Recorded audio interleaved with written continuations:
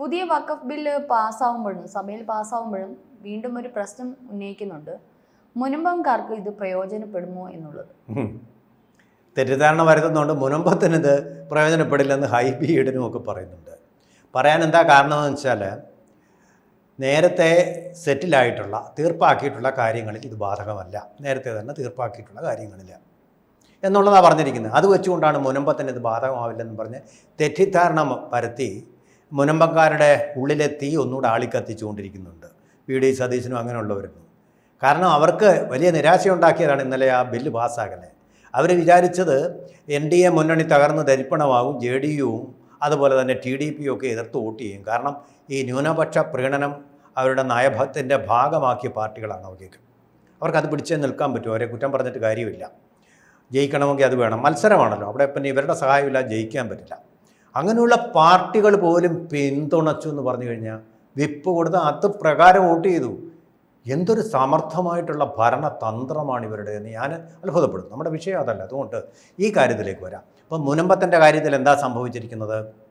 രഞ്ജനിക്ക് അറിയാവുന്നത് പോലെ തിരുവിതാംകൂർ മഹാരാജാവ്, അപ്പോൾ ചോദിക്കും തിരുവിതാംകൂർ മഹാരാജാവ്, തിരുവിതാംകൂർ അത് കൊച്ചി മഹാരാജാവിൻ്റെ കീഴിലെ അല്ല. മാർത്താണ്ഡവർമ്മയോട് കൂടി തന്നെ തിരുവിതാംകൂർ പല സ്ഥലങ്ങളും, കായംകുളം ഉൾപ്പെടെ പല സ്ഥലങ്ങളും അതിനോടുകൂടി ചേർത്തു സാമ്രാജ്യം വിപുലമാക്കിയിരുന്നു. അതിൻ്റെ ഫലമായിട്ട് കൊച്ചിക്കപ്പുറം വരെ ഈ തിരുവിതാംകൂർ എന്ന് പറയുന്ന ആ നാട്ടുരാജ്യം വളർന്നു. അതിൻ്റെ ഫലമായിട്ട് കൊച്ചിയിലെ ഈ പ്രദേശം തിരുവിതാംകൂർ മഹാരാജാവിൻ്റെ കീഴിലായിരുന്നു. ആ തിരുവിതാംകൂർ മഹാരാജാവ് പാട്ടം കൊടുക്കുന്ന പരിപാടിയുണ്ട്. ജനസംഖ്യ വളരെ കുറവ്, വസ്തു വളരെ കൂടുതൽ, കാട്, ഇതൊക്കെ ഇഷ്ടം പോലെ ഉണ്ട്. ഇതൊക്കെ അന്ന് ഇത് മുഴുവൻ കൃഷി ചെയ്യാനുള്ള ആൾക്കാർ നമുക്കില്ല. പട്ടിണി അന്നില്ല. പട്ടിണി ഇടയ്ക്ക് വന്നു. അപ്പോഴാണ് വിശാഖം തിരുനാൾ കപ്പ കൃഷി നാട്ടിൽ സുലഭമായിട്ട് ആരംഭിച്ച് ഈ കപ്പയും കഴിച്ചുകൊണ്ട് ആൾക്കാർ സ്വസ്ഥമായിട്ട് കഴിഞ്ഞിരുന്ന ഒരു കാലഘട്ടം. കപ്പയും മീനും കഴിക്കേണ്ടവർ അത് കഴിക്കും, അല്ലെങ്കിൽ ചമ്മന്തിയും കൂട്ടി ആൾക്കാർ കഴിക്കും. സ്വസ്ഥമായിരുന്നു. ഈ പട്ടിണി മരണങ്ങളെന്ന് പറയുന്ന വലുതായിട്ടൊന്നും തിരുവിതാംകൂറിനെ ബാധിച്ചിട്ടില്ല എന്നുള്ളതാണ് വസ്തുത ആ കാലത്തും. കാരണം രാജാക്കന്മാർ എപ്പോഴും ജനക്ഷേമത്തിലൂന്നിയുള്ള ഭരണമാണ് നടത്തിയിരുന്നത്. തിരുവിതാംകൂർ മഹാരാജാവിൻ്റെ കൈവശമായിരുന്നു കൊച്ചിയിലെ ഈ പ്രദേശത്തെ, മുനമ്പം പ്രദേശത്തെ ഭൂമിയൊക്കെ. അപ്പോൾ ആ ഭൂമി ഗുജറാത്തിൽ നിന്നൊരു സേട്ടിന് പാട്ടത്തിന് കൊടുത്താൽ ഇങ്ങനെ ആവശ്യപ്പെട്ടു. ഒന്നുമില്ല, പാവമാണ് പറഞ്ഞു. അങ്ങനെ വരുന്നവർക്കെല്ലാം പള്ളി വയ്ക്കാനും മസ്ജിദ് വയ്ക്കാനും ഒക്കെ സ്ഥലം ഒന്ന് കൊടുത്തിരുന്നു രാജാക്കന്മാർക്ക്. ഒരു തികച്ചും മതനിരപേക്ഷമായിട്ടുള്ള ഭരണമാണ് കാഴ്ചവെച്ചത്. അപ്പോൾ അങ്ങനെ ഈ വസ്തു കൊടുത്തു. ഈ വസ്തു കൊടുത്തു കഴിഞ്ഞപ്പോൾ ഇത് പിന്നെ അദ്ദേഹത്തിൻ്റെ മകന് കൈമാറി. പാട്ടമെന്നുള്ളതും പറഞ്ഞു. മനോരമ എന്ന ദേവസ്വം ബോർഡ്, മലബാറിലെ ദേവസ്വം ബോർഡിൻ്റെ വസ്തു എടുത്ത് കൈവശം വെച്ചതുപോലെ രാജാവങ്ങ് പൊരിച്ചു. രാജഭരണവും കഴിഞ്ഞു, പ്രിവി പേഴ്സ് നിർത്തലാക്കി. അപ്പോൾ വിചാരിച്ചു നീ നമ്മുടെ കയ്യിലിരിക്കട്ടെ, നമുക്ക് കൈവശം. അപ്പോൾ ഇത് മകനങ്ങ് എഴുതി കൊടുത്തു. മകൻ എഴുതി കൊടുത്തു. അത് കഴിഞ്ഞിട്ട് പ്രമാണമൊക്കെ നോക്കി ഫറൂഖ് കോളേജ് എന്ന് പറയുന്ന കോളേജ് ഇത് വാങ്ങിച്ചു. ഈ വസ്തു വില കൊടുത്ത് വാങ്ങിച്ചു. ഇതാണ് സംഭവം. ഈ ഫറൂഖ് കോളേജ് വാങ്ങിച്ചപ്പോഴും അവർ നോക്കിയിട്ടായിരിക്കുമല്ലോ വാങ്ങിച്ചത്. അതിനകത്തും വഖഫ് കാണുന്നില്ല. അങ്ങനെ കുറേ വസ്തു കടലെടുത്ത് പോയി. ബാക്കി കടലെടുക്കാത്ത ഭാഗങ്ങളുണ്ടായിരുന്നു. അത് ഈ നാട്ടുകാർ സ്ഥിരമായിട്ട് അവിടെ താമസിച്ചിരുന്നവർ വിലയാധാരമായിട്ട് എഴുതി. വിലയാധാരമാണ്. ഇവരൊക്കെ സാധാരണഗതിയിൽ ഈ വില്ലേജ് ഓഫീസിൽ പോകുമ്പോൾ വഖഫ് ഉണ്ടൊക്കെ അത് പറയും. വിലയാധാരമായിട്ട് വാങ്ങിക്കുമ്പോൾ പറഞ്ഞുകൂടെ വഖഫാണ്, വാങ്ങിക്കാൻ പാടില്ലെന്ന്? അതൊന്നും പറഞ്ഞില്ല. വിലയാധാരമായിട്ട് എഴുതി വാങ്ങിച്ച്, അതെ, അവർ എഴുതി വാങ്ങിച്ച്. രണ്ടാമത്തെ പോയിന്റ്, അവർ കരവും അടച്ചുകൊണ്ടിരിക്കുക. കരം. അങ്ങനെ ഇരുന്ന സമയത്താണ് പെട്ടെന്ന് ഒരു ഉത്തരവ് വരുന്നത്, ഈ വഖഫാണ്, കരമടയ്ക്കാൻ പാടില്ല. അതങ്ങനെ പറയാൻ പറ്റും?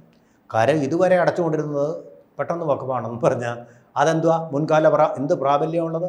രാജാവ് കൊടുത്ത വസ്തു, സേട്ട് വാങ്ങി അനുഭവിച്ച വസ്തു, സേട്ട് വിറ്റെങ്കിൽ അത് സേട്ടിൻ്റെ കുഴപ്പമാണ്. അയാൾക്ക് വിൽക്കാൻ അധികാരമില്ല. തിരിച്ച് രാജാവിന് കൊടുക്കുക എന്നുള്ളതാണ്, അല്ലെങ്കിൽ ഗവൺമെൻറ് അത് കണ്ടുകെട്ടുക എന്നുള്ളതാണ്.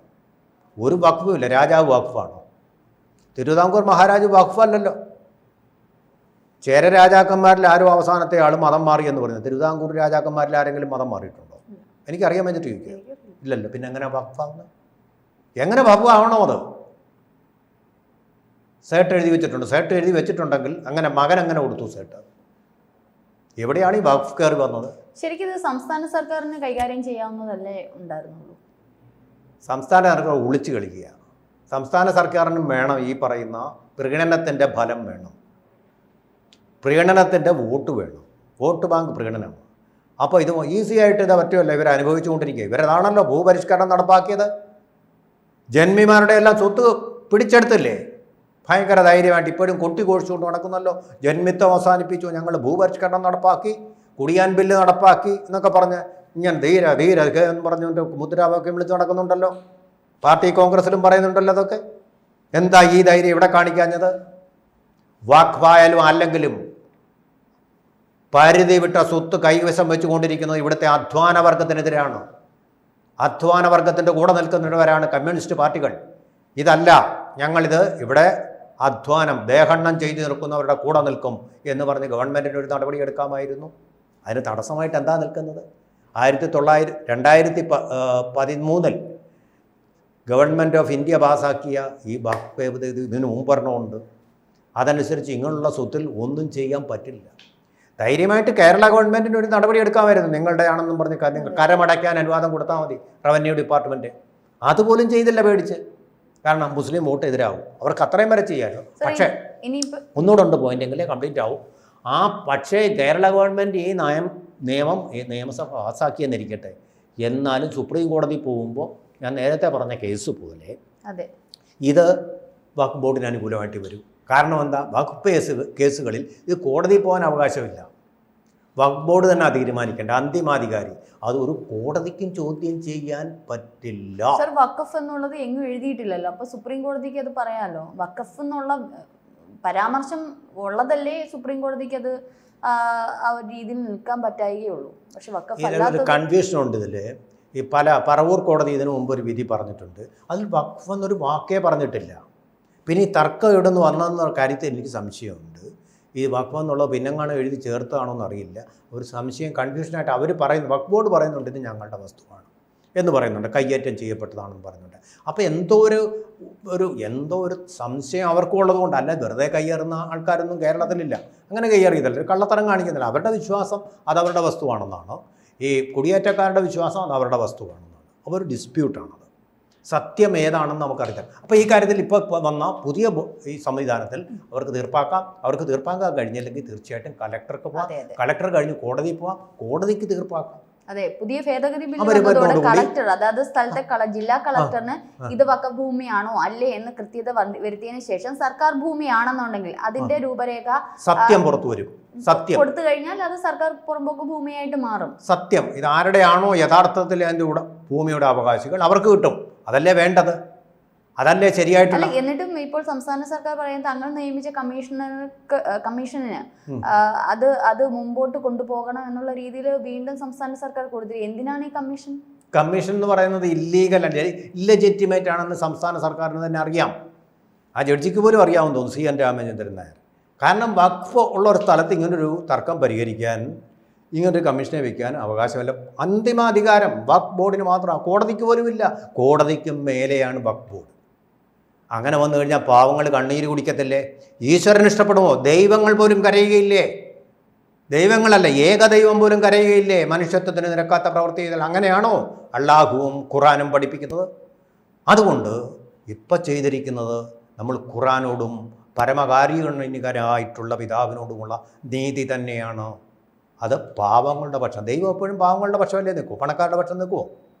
എനിക്ക് തോന്നുന്നില്ല. അങ്ങനെ ഒരു ദൈവം ഉണ്ടെങ്കിൽ, ദൈവം ഉണ്ടോ ഇല്ലയോ എന്ന് എനിക്കറിയില്ല, അങ്ങനെ ഒരു ദൈവം ഉണ്ടെങ്കിൽ, പരമകാരുണികനായിട്ടുള്ള ഒരു ദൈവം ഉണ്ടെങ്കിൽ അദ്ദേഹം തീർച്ചയായും പാവങ്ങളുടെ പക്ഷമേ നിൽക്കൂ. അതുകൊണ്ട് ഇത് ഏത് തരത്തിലായാലും ശരി, മനുഷ്യ അവകാശത്തിൻ്റെ മാത്രം പ്രശ്നമല്ല, ദൈവത്തിൻ്റെ ഒരു വിധിയുടെയും കൂടി കാര്യമാണ്. അതിനനുസരിച്ചുള്ള വിധി ഉണ്ടാവാൻ വേണ്ടിയിട്ടുള്ള ഒരു സംഭവമാണ് ഇത്. അതുകൊണ്ടാണ് ഇത്രയധികം മുസ്ലിങ്ങൾ, സ്ത്രീകൾ ഉൾപ്പെടെ ഇതിനെ പിന്തുണയ്ക്കാൻ വേണ്ടിയിട്ട് പാർലമെൻറ്റിൽ അസാധാരണമാം വിധം കടന്നു വന്നു.